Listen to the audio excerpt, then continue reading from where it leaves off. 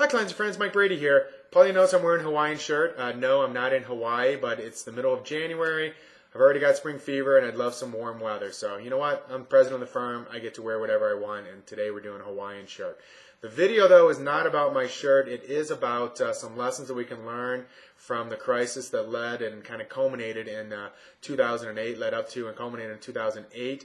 Recently over Christmas I read The Big Short by Michael Lewis. I thought it was a great book. Page turner. Of course, I'm a finance guy, but I think you would write it as well. He just really spins a good yarn.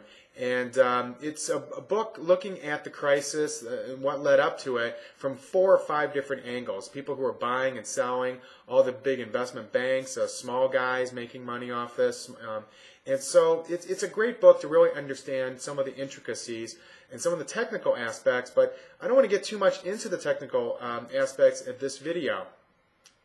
Essentially, there were credit default swaps, there were collateralized debt obligations, CDOs, that really led to this. And what we can learn is there were a bunch of people buying and selling these highly leveraged instruments that were created based on mortgages and on the real estate market. And you know, one of the first things that we learn is their assumptions. So my first advice to you is always question your assumptions. If your assumptions are that the real estate market is always going to go up, or this technology will always be necessary, or you know, something else like that, question it. What would happen if you're wrong?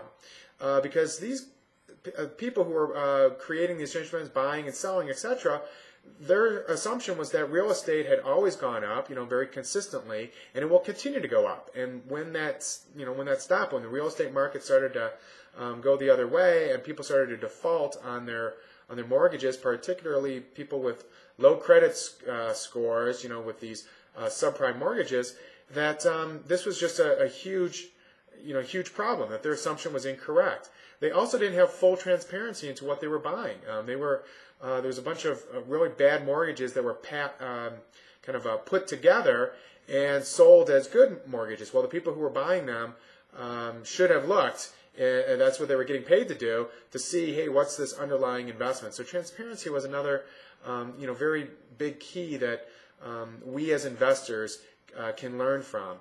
The third is they were doing it on margin with leverage.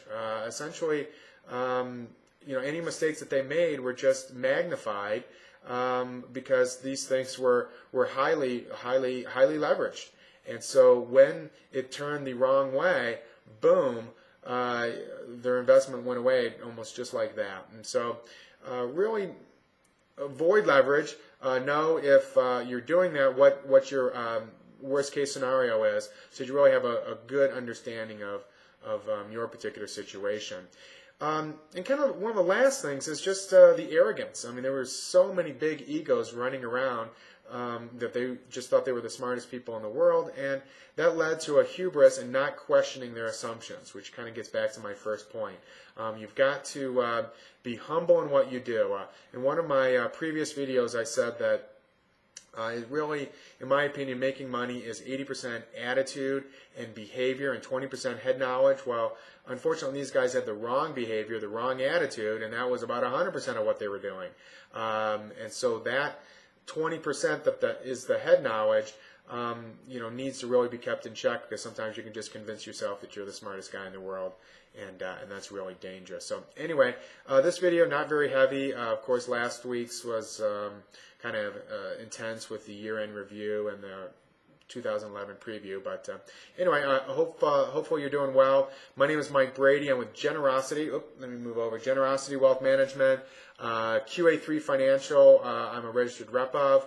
My phone number 303-747-6455. I almost gave you my home number. And I hope you have a wonderful week. We'll talk to you next week. Bye-bye.